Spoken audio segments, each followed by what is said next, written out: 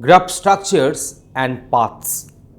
So here we are having this particular problem described. So as an example, consider the following connected graph.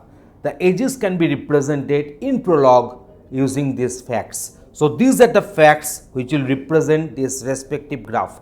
You can find this that this node number 1 is connected with node number 2.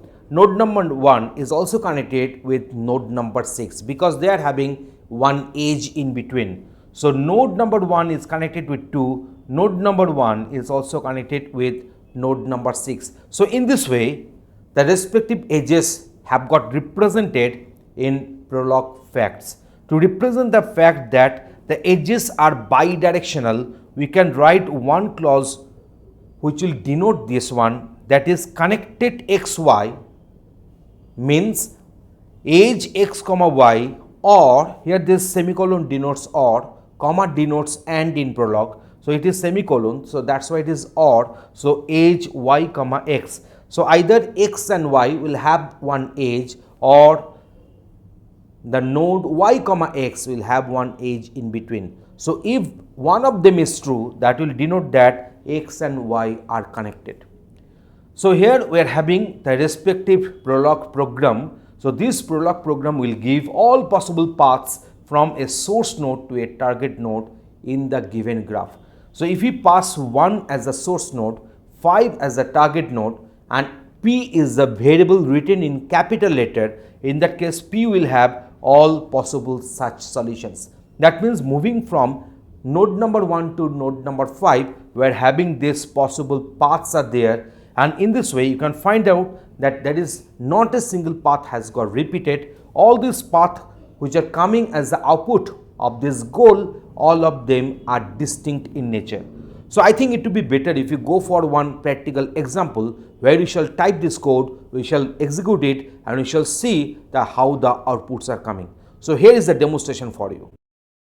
In this program, we are having this graph1.pl. In this prologue program, we shall show you that how in this given graph, how we can find out the path between one source node to the target node. And this prologue program will give us all possible paths from the source to the target node. So here is the graph given. So 1 is connected with 2, 1 is connected with 6, and so on. So this graph has been expressed in these respective facts. So here we have written that edge 1, 2, that means edge 1 and 2. That means node number 1 and node number 2 are connected through one edge. Similarly for 1, 6 and others. And it's also true that 2 is also connected with 1 because it is undirected graph. So for that purpose, we have written this connected xy if edge xy or edge yx. So in this way, we are telling that 1 and 2 are connected and 2 and 1 is also connected. So here we are having a set of facts to denote the graph connectivity. So now let us go for this path. So I want to get the path from A to B. A is the source vertex, B is the target vertex, and path will be the list where we'll be finding all possible paths from A to B. In that case, we shall go for traverse AB, AQ. So that means I shall traverse from A to B, and A will be taken within the list and Q will be the respective path. And this reverse Q will produce the path accordingly. So that means that, so let us go for this traverse for the more detailing. So ABP, BP, connected AB. So it indicates that from A to B, if I want to go, then if A and B are connected either through edge between AB or BA, then obviously in this list I shall be including B as the head. So traverse AB visited path. So now I want to move to A to B. Let us suppose some intermediate node is C. So connected AC and C is not equal to B, and C is not already visited. That means in the visited set C is not a member. So this operator indicates not. Then traverse C to B, keeping C as the head of this list, and path will be obtained. So in this way the program has been written. So let us go for the execution to show you that how the outputs are coming.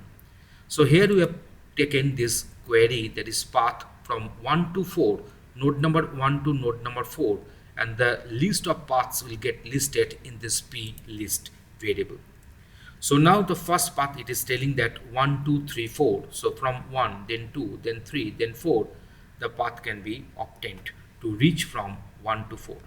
So if you go for all, then we are getting all other solutions. So one solution is your 1 2 3 5 4.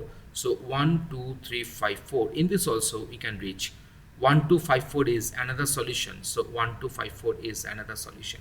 So in this way, we are showing that what are the different paths between node number 1 to node number 4 in going through other nodes in between.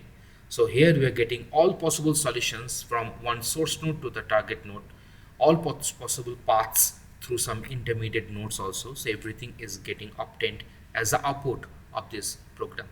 I think you are getting this logic, how the program code has been written and how the program is getting executed and satisfying our queries with some outputs. Thanks for watching this video.